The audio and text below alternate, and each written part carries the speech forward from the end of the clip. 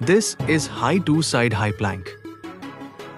Start in a high plank position. Shift your weight and open into a side plank. Come back to high plank and switch sides. Keep your core tight, hips stable, and breathe. This move builds core strength, shoulders, and balance.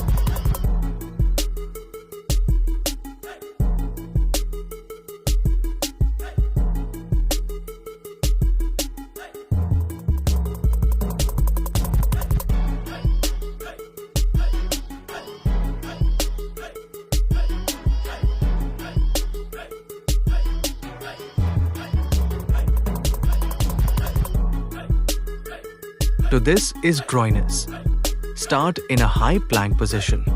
Step one foot outside your hand. Switch legs smoothly and stay low.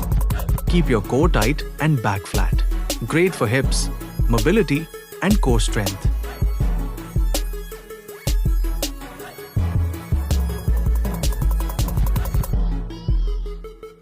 This is inchworm walk.